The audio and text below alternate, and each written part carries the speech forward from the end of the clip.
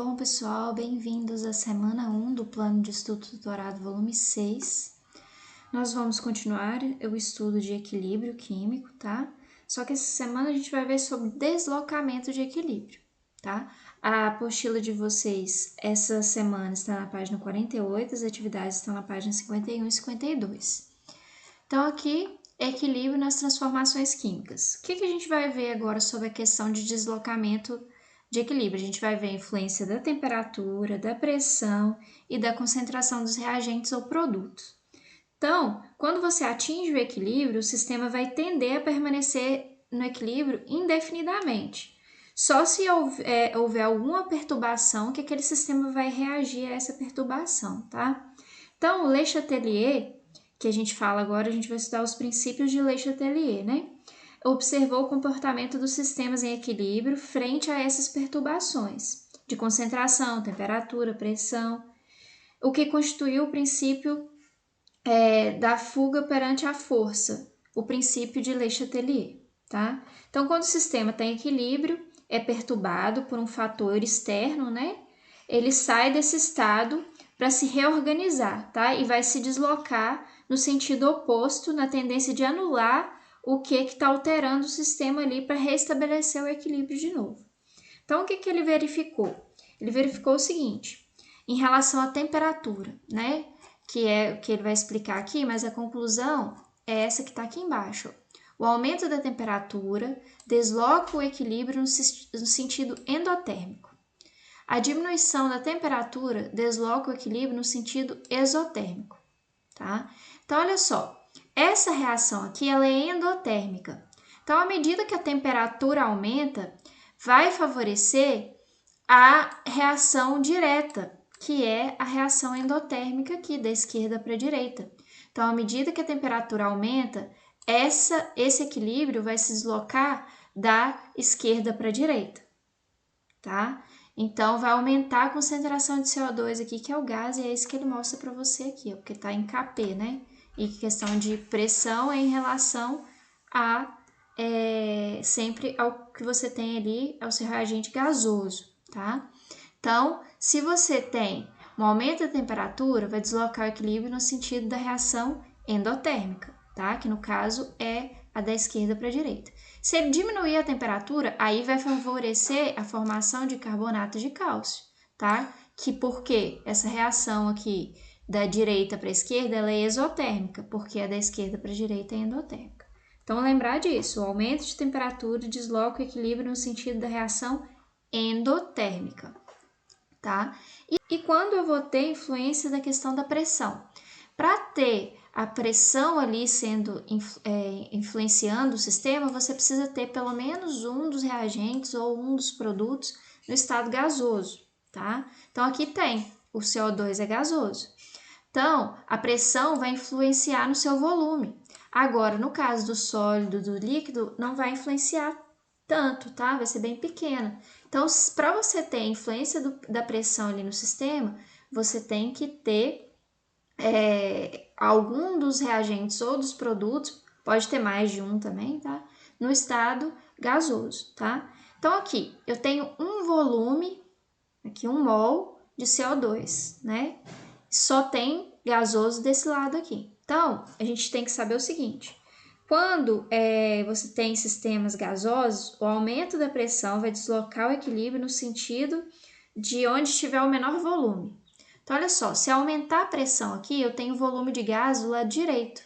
Então, a tendência é se deslocar para o lado esquerdo, que é onde tem o menor volume, tá? Porque aqui você tem 1 mol e do outro lado você não tem 1 mol de gás. Agora, se você tiver aqui, ó, 1 mol de uma substância aqui no estado gasoso e 1 mol do outro lado, como é o mesmo volume para os dois, não vai ter influência da pressão, tá? Então, prestar bem atenção nisso. Então, ó, o aumento da pressão desloca o equilíbrio no sentido de menor volume. A diminuição da pressão desloca no sentido de maior volume, tá? Qual que é a outra influência que ele não falou aqui? Vou mostrar para vocês. Por exemplo, se eu tenho aqui, vou mostrar esse exemplo daqui de cima. Se eu adicionar mais CaO aqui, a minha reação, como eu aumentei a concentração de um dos produtos, ela vai se deslocar no sentido de reagente, tá? E se eu aumentar a concentração de carbonato de cálcio? Como eu aumentei a concentração do reagente, eu vou deslocar o equilíbrio para a formação do produto, tá? Sempre assim. Se eu aumentar a concentração dos reagentes, eu desloco o equilíbrio para a formação dos produtos. Se eu aumentar a concentração dos produtos, eu desloco no sentido de formação dos reagentes, tá? E se eu diminuir um dos produtos, eu tenho que deslocar no sentido de formar mais produto. Se eu diminuir a concentração de um dos reagentes aqui, se eu tirar esse reagente, vai deslocar no sentido de formação dos reagentes. Então, gente, o que vocês têm que entender? Que esse deslocamento de equilíbrio vai sempre tentar anular o fator que foi alterado ali, tá? Vamos para as atividades aqui. Então, olha só, primeira coisa que vocês vão reparar nessa reação. Aqui ele falou que é para você considerar no equilíbrio, então teria que ter dupla seta aqui. E outra, ele não deu o estado físico aqui. Na 1, ele não te deu o estado físico, ele não te deu o ΔH. Então, olha só, então aqui não tem como a gente falar em nada em relação à pressão e nem falar em nada em relação à temperatura, porque ele não te falou se é endo ou se é exotérmica, nem no texto ele fala isso. Ou se tudo aqui está no estado sólido, líquido ou gasoso, tá? Como ele não fala nada disso, você sabe que a pressão e a temperatura não vai influenciar ali. Então, o que tem que ser aqui? Tem que ser a questão da concentração. Então, ele fala o seguinte, Berthollet, enquanto servia a expedição de Napoleão, observou nas margens dos lagos salgados havia como resultado da evaporação da água da solução salina a presença de carbonato de sódio. Então, está tendo maior formação aqui de carbonato de sódio. Para isso acontecer em relação à concentração, o que tem que acontecer? Né? Eu falei para vocês lá em cima. Para deslocar o equilíbrio no sentido de formação disso aqui, o que eu tenho que fazer do meu lado direito? Né? Então, vocês vão avaliar as opções aqui e ver qual que está correta, tá? E essa daqui? Aqui ele já deu estado físico e deu ΔH também. Então, a gente pode até falar sobre a questão de temperatura e volume, pressão, né? Só que aqui a gente vai olhar, olha o volume aqui, ó, 6 mols do gasoso e aqui também 6 mols. Então, não existe diferença entre os volumes aqui. Então, não vai ter influência da pressão. Prestar bastante atenção nisso, porque além de você ter que ter o reagente ou produto no estado gasoso, eles têm que ter também diferença entre o volume deles. Não é o caso aqui, tem o mesmo número de mols, tá? Então, não vai ter influência da pressão. Mas aqui pode influenciar a temperatura. A reação direta da esquerda para a direita, para a formação de C6H12O6 e O2, ela é endotérmica. Então, se eu aumentar a temperatura aqui, eu vou favorecer a formação dos produtos. Agora, se eu diminuir a temperatura, eu vou favorecer a formação dos reagentes, que é o CO2 e H2O. Lembrar disso.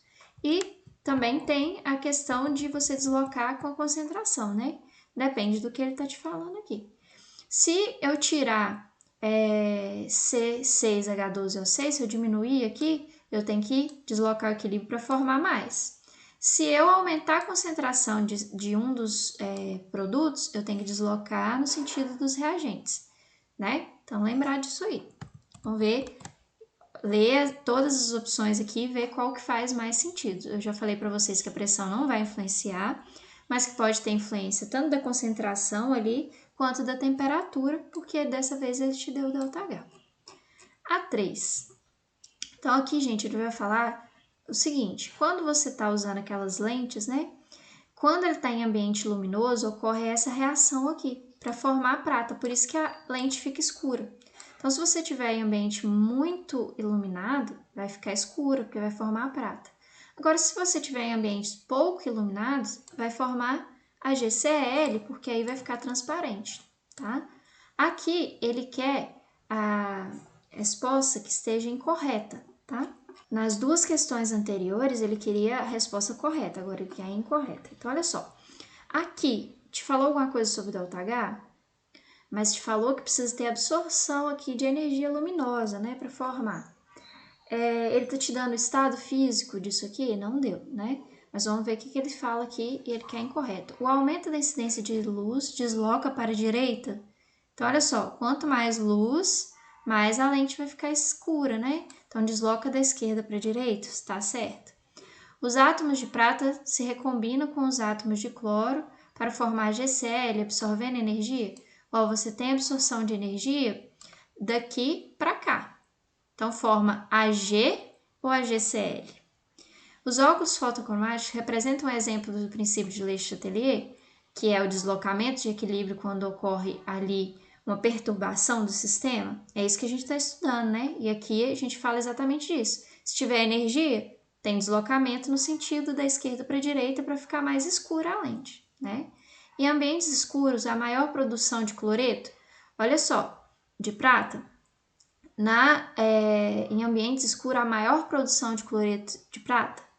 Em ambiente escuro, você tem pouca energia luminosa, então tem que deslocar para cá. Quando tem muita energia luminosa, forma Ag. Quando tem pouca energia luminosa, forma AgCl e fica transparente, né?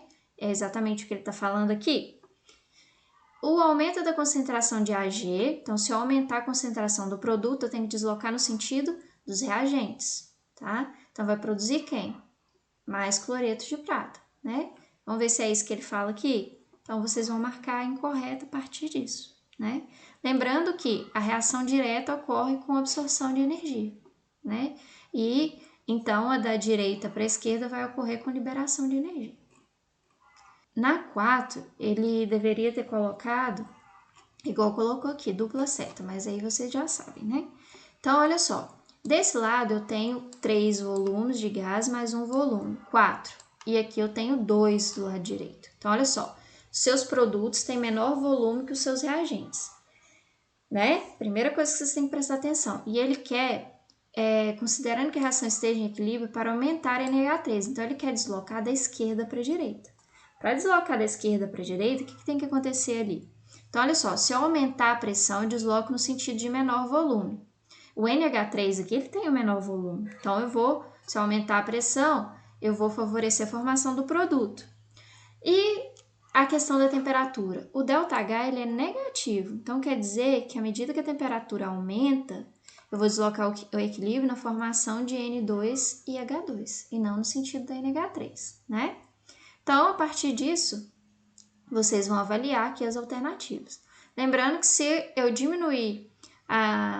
eu aumentar aqui a concentração dos reagentes, eu vou favorecer a reação de formação do produto. Se eu diminuir a concentração de um dos reagentes, eu vou favorecer a formação de reagentes, tá? Não esqueça disso. 5. Aqui você tem 3 mols de gás de um lado, que é o O2, e 2 mols do outro. Então, esse lado aqui, direito, tem menor volume que o esquerdo. Então, se eu aumentar a pressão, eu vou deslocar no sentido de formação do ozônio, tá? E a reação tem ΔH maior que zero, quer dizer que ela é endotérmica. Aumenta a temperatura, favorece a formação de O3. Diminua a temperatura, favorece a formação de O2, né? Então, ele quer a afirmativa incorreta. Então, a partir do que eu falei para vocês aí, vocês vão avaliar. Muito cuidado que aqui, na letra D e a letra E, é exatamente a mesma coisa. Então, na verdade, eliminem essa letra D aqui, que está até incompleta, e considerem só a letra E, tá? Então, você vai ter A, B, C e E, que seria a letra D, na verdade, né? Então, a partir das afirmações aqui, marcar incorreta, né?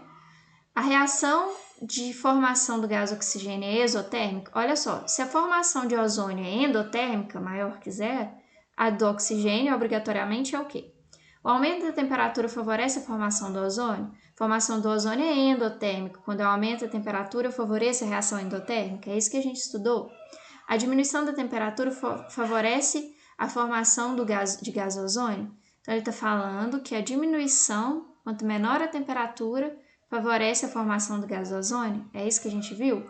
Quando diminui a temperatura, favorece qual reação? A endo ou a exo? Bom, pessoal, é só isso. Qualquer dúvida, entre em contato pelo WhatsApp ou pelo chat usando Conexão Escola aplicativo ou Conexão Escola Web.